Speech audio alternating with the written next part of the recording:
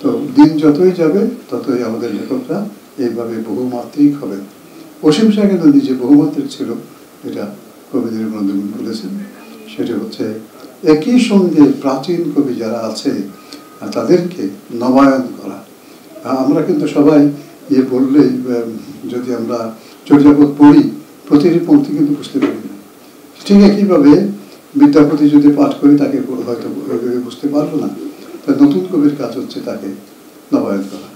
আমার মনে পড়ে এই দৈনিক বাংলাতে একসময় আমি নির্মলদেবদের কয়েকটি কবিতা পড়েছিলাম। প্রাচীন কবিদের কিছু কবিতাকে নবায়ন করে তিনি একেবারে গদ্যে বলা যায় উপস্থাপন করেছিলেন। গদ্য মানে কথন ছন্দ, খুব ভালো লেগেছিল আমার।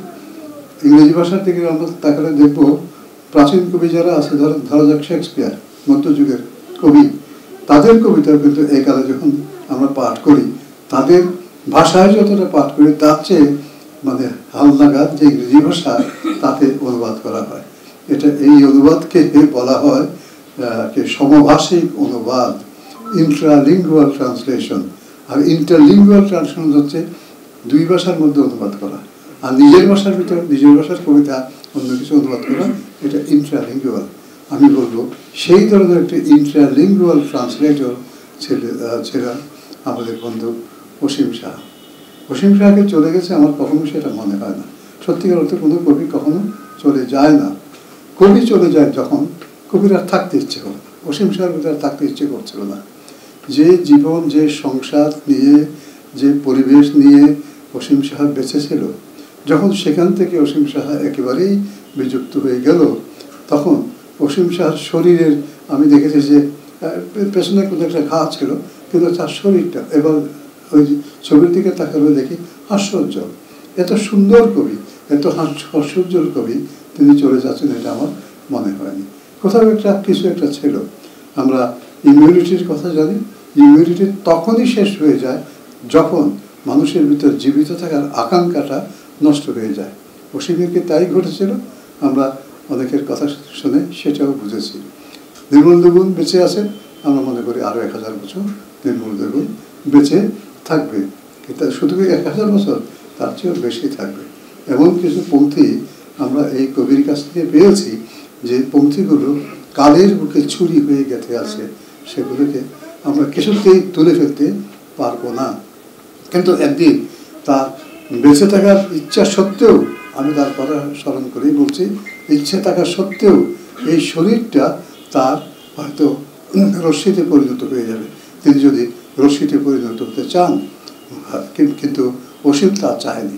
অসীমকে আমি দেখলাম, শুনলাম যে তাকে করা হয়েছে, তাকে পরিচ্ছন্ন করা হয়েছে, তাকে ধোয়া হয়েছে, স্নান করানো হয়েছে, তারপর যথারীতি তাকে উপুর করে শোয়ানো হয়েছে। কারণ হিন্দু রীতি মতে যখন হয়, তাকে দাহ করা হয়, তখন পুরুষ কিন্তু উপুর হয়ে থাকে, এটা আপনারা জানেন। আর রমণী না, পুরুষ রমণী উপুর হয়ে থাকে, উপর হয়ে থাকে। এই যে আমার একটা কবিতাও আছে, পুরুষ উপুর হয়ে শুয়ে থাকে, এই একটা আসল কবিতার নাম। আর কারণ পুরুষ ভোগ করতে করতে চলে যায়, আর রমণী ভোগ্য হতে হতে চলে যায়। অসীম সেইভাবেই গেছে এবং মাটির সঙ্গে মিশে গেছে। মাটির সঙ্গে মিশে যাওয়া মানে একেবারে আমার বিশ্ব ব্রহ্মাণ্ডের সৃষ্টির যে দুটি বিষয়, টেনজিবল আর ইনটেনজিবল, সেটার সঙ্গে মিশে থাকা। এটা আগুনের সঙ্গে প্রণম্য অগ্নির সঙ্গেও আমি যেতে পারি, প্রণম্য মৃত্তিকার সঙ্গেও আমি যেতে পারি।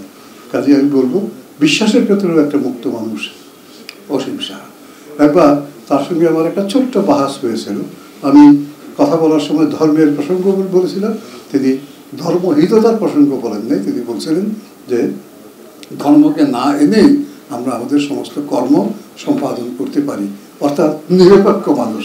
তো অসীম শাহর মতো এই ধরনের মানুষ আমাদের সমাজে একেবারেই নেই। যদি বলি তাহলে এটা ভুল বলা হবে না।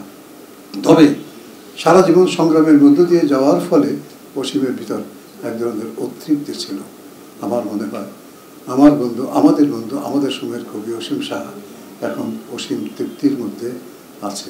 অন্তত এইটুকুই বিশ্বাস করা আমাদের সান্ত্বনা। সবাইকে ধন্যবাদ আমার কথাগুলো শোনার জন্য।